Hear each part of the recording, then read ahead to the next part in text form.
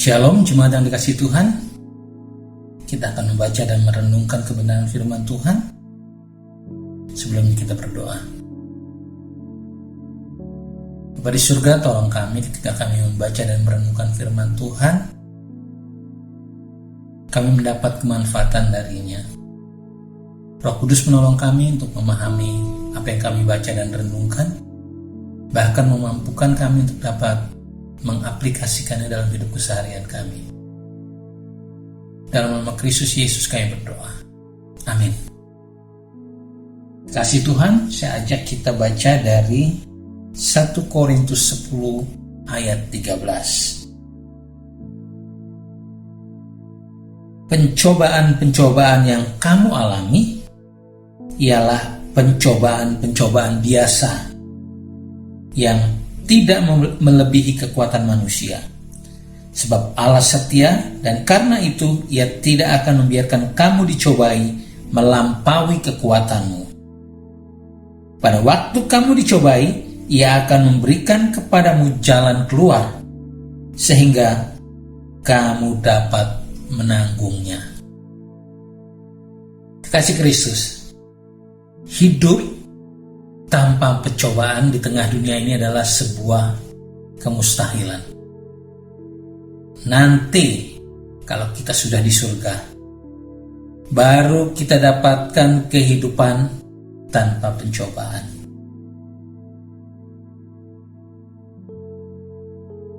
Sebelum melayani, Yesus dibawa oleh Roh Kudus ke padang gurun untuk dicobai oleh si jahat. Itu tertulis misalnya dalam Matius 4 ayat 1-11. Jadi pencobaan dalam hidup adalah sebuah keniscayaan. Pencobaan adalah sebuah proses sepanjang kehidupan. Ada tafsir teologi yang membedakan antara pencobaan dan ujian. Pencobaan itu datang dari si jahat, sedangkan ujian datang dari Tuhan. Jika kita gagal dalam ujian, kita tinggal kelas. Tetapi jika kita gagal dalam pencobaan, kita akan turun kelas. Kita akan naik kelas jika berhasil melewati baik cobaan maupun ujian. Saya ingat dalam doa yang diajarkan Yesus kepada para muridnya ada kalimat, "Janganlah membawa kami ke dalam pencobaan." Lalu dilanjutkan dengan kalimat, "Tetapi lepaskanlah kami dari yang jahat." Kita diajar untuk meminta agar Tuhan tidak membawa kita ke dalam pencobaan. Tapi kelanjutan kalimatnya mengindikasikan bahwa Tuhan memakai baik pencobaan maupun ujian untuk memproses kita. Jika Tuhan mengizinkan pencobaan datang dalam kehidupan, kita dapat memohon agar Tuhan melepaskan kita dari yang jahat. Apa yang jahat itu? Yang dapat disebut sebagai yang jahat adalah jika kita dalam pencobaan, saya bacakan di sini. Jika kita kalah dari pencobaan dan kemudian menyalahkan Tuhan sebagai penyebabnya, itu bahkan sudah menjadi penghujatan. Itu yang jahat. Rasul Paulus dalam bacaan kita mengingatkan bahwa semua bentuk pencobaan yang kita alami adalah pencobaan biasa yang tidak akan melebihi kekuatan manusiawi masing-masing kita. Rasul Paulus menegaskan bahwa Tuhan tidak akan membiarkan kita dicobai melampaui kekuatan kita. Bagian firman Tuhan ini sudah cukup untuk menjadi jaminan bahwa kita pasti dapat mengatasi segala bentuk pencobaan. Kenapa? Pertama, karena pencobaan itu tidak akan melampaui kemampuan kita untuk menanggungnya. Kedua, karena Tuhan akan memberikan jalan keluar yang memampukan kita untuk menanggung pencobaan itu. Sederhana.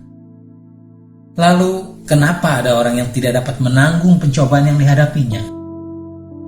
Kenapa ada orang yang dikalahkan oleh pencobaan? Kenapa ada orang yang turun kelas akibat pencobaan yang dihadapinya? Kenapa? Karena dia tidak memahami apa yang dikatakan Rasul Paulus. Orang yang dikalahkan pencobaannya beranggapan bahwa pencobaan yang ditanggungnya sudah melampaui kekuatannya. Lebih jauh lagi, dia menganggap Tuhan tidak peduli dan tidak mengasihinya sehingga ia harus menanggung pencobaan itu.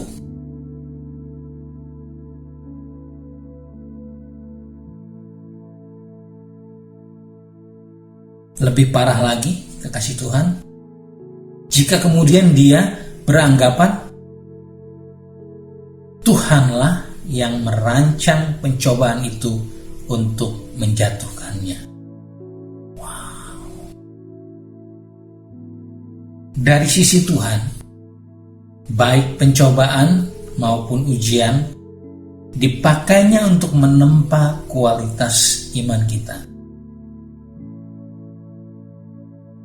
Kalau kita memahami pencobaan dalam hidup sebagaimana Rasul Paulus memahaminya, maka kita akan dapat bertahan dalam pencobaan.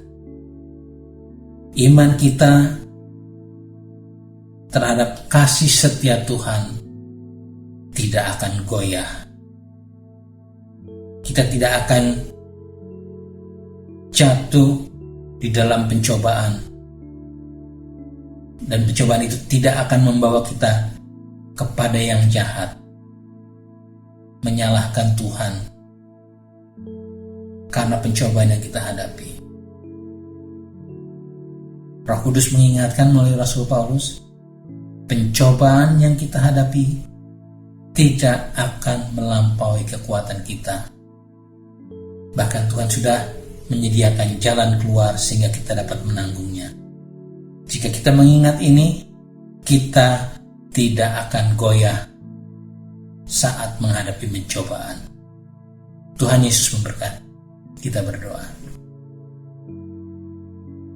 Bapa di surga, terima kasih untuk kebenaran firman-Mu yang sudah kami baca dan renungkan. Terima kasih kami diingatkan bahwa Tuhan setia, tidak pernah menanggungkan kepada kami apapun yang melebihi kekuatan kami. Bahkan Tuhan memampukan kami untuk menanggung segala hal